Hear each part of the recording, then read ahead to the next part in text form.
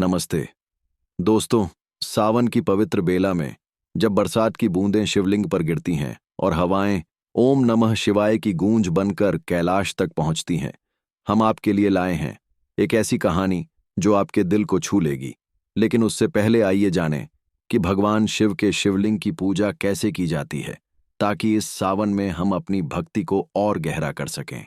इसके बाद हम गोता लगाएंगे महादेव और सती, फिर महादेव और पार्वती की अमर प्रेम कहानी में एक ऐसी कहानी जिसने सृष्टि के नियमों को झुका दिया।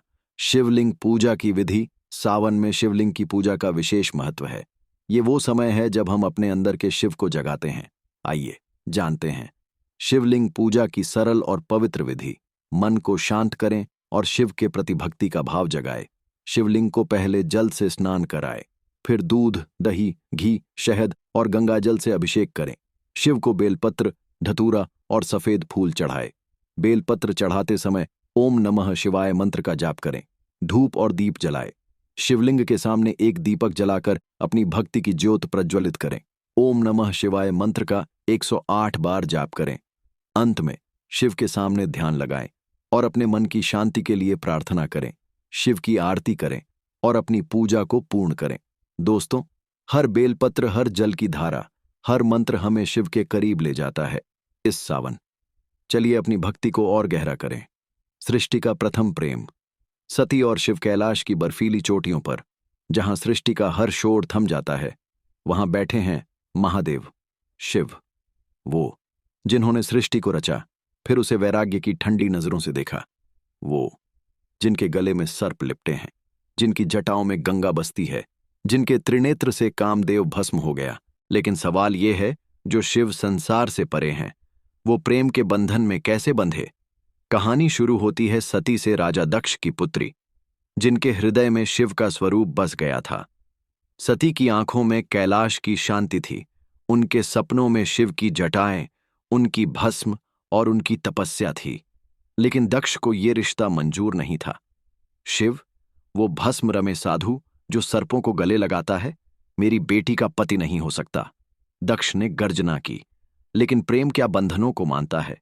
सती ने ठान लिया, शिव ही उनका प्राण, उनका धर्म, उनका सब कुछ। सती ने दक्ष के महल को छोड़ा, सांसारिक सुखों को ठुकराया और कैलाश की ओर चल पड़ी। शिव ने उन्हें देखा, उनकी आंखों में प्रेम की आग, उनके हृदय में भक्ति की ज्योत। शिव मुस्कुराए, वो मुस्कान जो सृष्टि को रोशनी देती है। और उस पल कैलाश की बर्फीली चोटियों पर शिव और सती एक हो गए। लेकिन प्रेम की राह कभी आसान नहीं होती। दक्ष ने अपने अपमान को नहीं भुलाया। उन्होंने एक विशाल यज्ञ का आयोजन किया, जिसमें सृष्टि के हर देवता को न्योता दिया, सिवाय शिव के। सती यज्ञ स्थल पर पहुंची। यज्ञ की अग्नि लपलपाती थी, मानो सृष्टि का क्रोध उसमें समा गया हो। दक्ष ने शिव को नीच, असभ्य कहा। सती का हृदय जल उठा। उन्होंने अपने पिता की ओर देखा, उनकी आंखों में अपमान की आग थी, लेकिन सती के हृदय में केवल शिव का नाम। सती ने कहा, पिताश्री, तुमने मेरे शिव का अपमान किया, यानी मेरे प्राणों का अपमान। और उसी क्षण सती ने यज्ञ की अग्नि में कूदकर अपनी देह त्याग दी। कैलाश शांत हो गया। शिव चुप हो गए, न तांडव न क्रोध। वो वैराग्य की गहराई में डूब गए। उनके हृदय में सती की स्मृति जल रही थी, लेकिन वो मौन थे। सदियां बीत गईं। सती ने पुनर्जन्म लिया, पार्वती के रूप में, हिमालय की पुत्री, जिनके दिल में बचपन से केवल शिव का नाम बसा था। लेकिन शिव अब वैरागी थे। उनका मन संसार से हट चुका था। पार्वती ने ठान लिया, वो शिव को वापस लाएंगी, उनके हृदय में प्रेम की ज्योत फिर से जलाएंगी। पार्वती का तप सृष्टि को हिला देने वाला था। हिमालय की बर्फीली चोटियों पर वो सर्दियों में बर्फीले जल में खड़ी रहीं, गर्मियों में अग्नि के बीच बैठीं। पक्षी उनके चारों ओर चहचहाते, पर्वत उनकी भक्ति को निहारते, सालों तक बिना रुके, बिना थके। देवताओं की सभा में हलचल मच गई। नारद मुनि ने कहा, पार्वती का तप सृष्टि के नियम बदल देगा। और एक दिन कैलाश की गुफाओं में एक रहस्यमयी रोशनी चमकी। शिव ने आंखें खोलीं। उनकी नजर पड़ी पार्वती पर, उनकी भक्ति, उनके समर्पण, उनके प्रेम पर। शिव का हृदय, जो सदियों से वैराग्य में डूबा था, पिघल गया। उन्होंने कहा, पार्वती, तुमने मेरे मन को जीत लिया। तुम मेरी शक्ति हो, मेरी अर्धांगिनी। दोस्तों, शिव और पार्वती की ये कहानी केवल पौराणिक नहीं, ये हर उस इंसान की कहानी है जो सच्चे प्रेम और भक्ति में विश्वास रखता है। आज के डिजिटल युग में, जहां रिश्ते एक क्लिक पर बनते और टूटते हैं, शिव और पार्वती हमें सिखाते हैं कि सच्चा प्रेम वो है जो बिना शर्त देता है। वो प्रेम जो सती की तरह त्याग करता है और पार्वती की तरह तप करता है। सावन का महीना केवल जल चढ़ाने का नहीं, ये वो समय है जब हम अपने अंदर के शिव और पार्वती को जगाते हैं। हर बेलपत्र, हर जल की धारा, हर डमरू की ध्वनि हमें याद दिलाती है कि प्रेम और त्याग ही जीवन का असली मोल है।